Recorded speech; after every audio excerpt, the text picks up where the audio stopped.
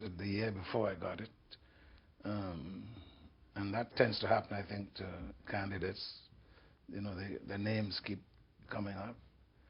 Um, I forgot exactly now, but somebody called me, obviously, and they called me early in the morning, and I was at home alone, and it was a shock, a very pleasant shock, sort of a shock. I kind of thought, well, maybe yeah, it could happen. And when it did, it was from that day on, the pace of being a Nobel Prize winner increased tremendously. I mean, as Czeslaw Milosz once said to somebody who had won the prize, I'm sorry for them, in the sense that the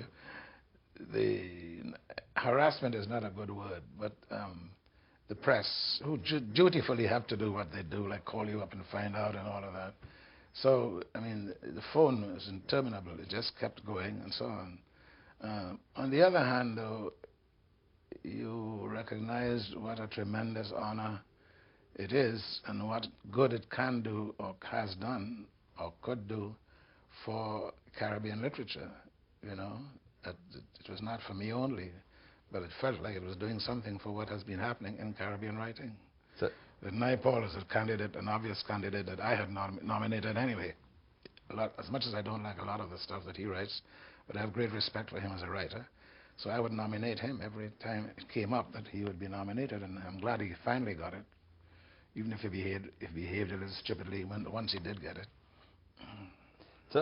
did you see yourself at that point as a standard bearer for Caribbean literature?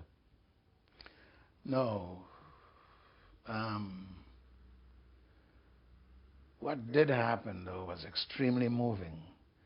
There was great celebration, and what one had to do was to separate yourself from the celebration in a way that you had to make yourself, translate yourself into the third person, right? Like, oh, they're applauding him, as opposed to, well, they're applauding me, or they're creating something around me. You had to eradicate the me and make it a third person thing. For the sake of, I think the prize is given to the idea of poetry as much as it is to the poet himself. To the perpetuation of poetry is what I think the prize means. Finally, young writers, do you have something special that you can say to aspirant young writers? I teach at Boston University, and I have young poets that I am supposed to be guiding in certain directions. And I've always had a lot of pleasure and pain, too, in trying to direct them in certain ways. Because it's very painful sometimes to see a young artist trying to shape his or her life and to wonder what to tell them, which is in a way what you try to do in the sense of saying you better make very sure that this is what you want to do, because it's going to be extremely demanding and you probably will give up. And that's sad, because eventually they do give up, some of them, because it's different things come into their lives. Often for young women it's marriage, and sometimes I would say, get a boyfriend who understands what you want to do. But don't give up what you're doing for the boyfriend or for the husband, because this is a calling. And that's the penalty, not penalty, but that's the thing that comes with the calling. And the same thing might be true of a young man, saying that, especially if you want to do poetry all your life and that you think this is what your life should be, it's very painful sometimes to look at that happening under your tutorship.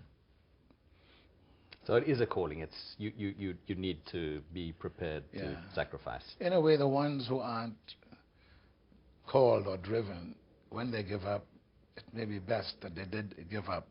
But sometimes I have seen those who should not give up surrender from time, from other things that come in their way, the concept of, say, being a writer and making a living off the writer, especially a young playwright. It's very, very hard for young American playwrights, extremely hard. There's no body of production to support them. There's not a state theater.